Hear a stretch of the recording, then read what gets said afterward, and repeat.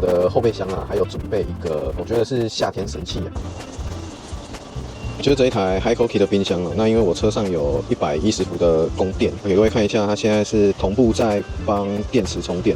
我现在里面有2颗4.0的电池，然后现在是插110伏的供电。这个部分呢，就是等一下我车子关电的时候，我就可以变成电池来帮我供电。我蛮喜欢去乐比亚买一些肉品啊，那有一些是冷冻的，所以桃园到台中2个小时的车程呢，可能就会退冰。那这时候车上呢有一台冰箱，就是特别的方便。那 HiCoki 这台冰箱啊，最大好处就是它的供电选择非常完整，就是说它可以用纯电池啊，或者是说用你车上的点烟器。那像我自己电动车有110伏的供电哦，就是这3种供电你都可以去自由灵活的运用。另外啊，就是像现在插110伏呢，它是可以同步帮电池充电的，所以这一点啊，我觉得就是非常的实用哦。像以前呢，去工地只能带保冰箱嘛，但是保冰箱呢，它的作用就是保冰，所以随着时间的递减呢，它的保冰能力会越来越差。但是像 HiCoki 这种行动冰箱呢，它就是主动式保冰嘛。那我们在工地点跟点之间移动的时候呢，就可以用车上点烟器的电源来进行供电，然后到工地的时候呢，电池啊可能就已经差不多充饱了。那像现在电动车这么方便哦，甚至啊，我可以在车上呢直接用 HiCoki 的快充器啊来去帮电池充电。那我在开车的时候呢，可能就是用我的110伏供电就好。刚在车上已经充饱电了，指定的温度呢也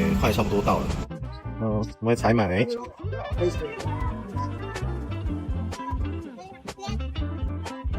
那刚过了好像1-2个小时吧，那个电量都没有减少。那我们看一下刚买了什么，就是饮料啊。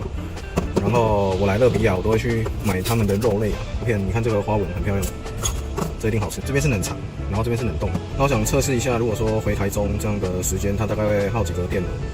现在时间是2点19分，现在3点16分。那它只有掉1格电而已啊。就是到湖口服务区先吃个饭好了。我把我的沙西米吃一吃。4点17分，电池剩1格电，5点22。第一颗电池没电了，然后来看一下冷藏的状态。这个很冰，有啊，都结霜了。没有问题。那我目前另一颗电池就拿去充电了，所以它单独只使用1颗电池的话呢，也是可以供电的。这冰箱呢还有一个很棒的功能，就是它也可以作为输出使用哦，有一个 Type C 跟一个 Type A。那你要供电的话呢，就是按这一颗。那我们来看一下它的 Type C。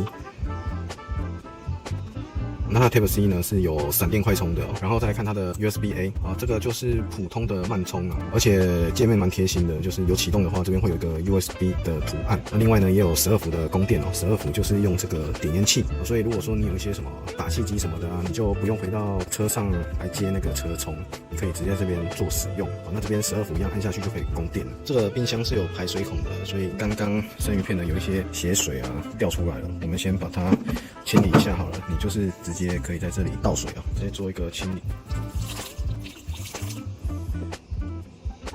那我刚刚把它的轮子拆下来，因为我觉得蛮滑顺的，可惜没有轴承。不过它中间用的是铁氟龙铁氟龙是属于自润的工程材料那耐用度呢也是非常的好整根轴心的部分呢加工也是非常的细腻，胎皮的部分也不是塑胶的算是蛮硬的，但是只有表面呢你可以感受到它是冰箱。就我讲的，里面其实一样可以放保冰袋，像定 J 啊，还有木田的，它有设计放保冰袋的位置，那我们就是可以轮流做使用。如果你保冰袋够多的话呢，应该差不多2-3个小时这个就会退冰的，那你再回来轮流换，交替使用，应该是可以一直做循环工作的。那依照它的这个容量来看，应该放超过15罐小水是没有问题。